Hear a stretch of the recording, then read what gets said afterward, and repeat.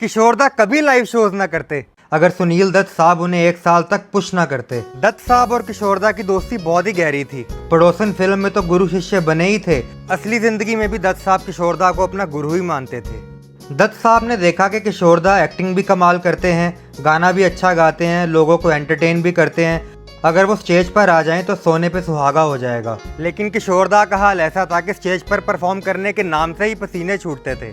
एक दिन दत्त साहब ने उनसे कहा, गुरु आपको सुनने वाले कितनी दूर दूर तक बैठे हैं, अगर आप खुद उनके सामने गाएंगे तो कितना अच्छा लगेगा, खास करके उन जवानों को जो बर्फ में बैठकर देश की सीमा की रक्षा कर रहे हैं। पहले तो किशोरदा घबरा गए, लेकिन दत्त साहब के 1 साल तक पीछे पड़े रहने के कारण मान गए। उनके मानने की एक बड़ी वजह जवान भी थे, क्योंकि तब देश एक जंग से निकला था और पूरे देश में देशभक्ति की लहर चल रही थी। और फिर उनका पहला शो हुआ गैंगटॉक और नथुला के बीच। जब वहां पहुंचते हैं तो देखते हैं चारों तरफ बर्फ पर जवान बैठे हुए हैं जो 2 घंटे से उनका इंतजार कर रहे हैं और उनके लिए लकड़ी से बना एक ओपन स्टेज तैयार किया गया है। किशोरदा ने यह सब देखा और दत्त साहब से कहा, मैं इतने लोगों के सामने कैसे गाना गाऊंगा, ऊपर से ठंड इतनी ज्यादा है। उनकी घबराहट देखकर दत्त साहब बोले, आपको सबके सामने आने की जरूरत नहीं है, आप बस मेरे पीछे खड़े होकर गाइए, सबको सिर्फ मैं दिखूंगा, आप गाइए और मैं एक्टिंग करूंगा। किशोरदा मान गए और उन्होंने गाना शुरू किया मेरे सामने वाली खिड़की में। गाना चलते चलते दत्त साहब पीछे मुड़ के देखते हैं कि किशोरदा बिल्कुल ट्रांस में जा चुके हैं,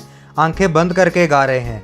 यह देखकर दत्त साहब उनके सामने से हट गए और किशोरदा एकदम से सीधा ऑडियंस के सामने आ गए। और जैसे ही वो सामने आए, चारों तरफ तालियां बज उठी। तालियां इतनी जोर से बजी कि उनकी आंखें खुल गई।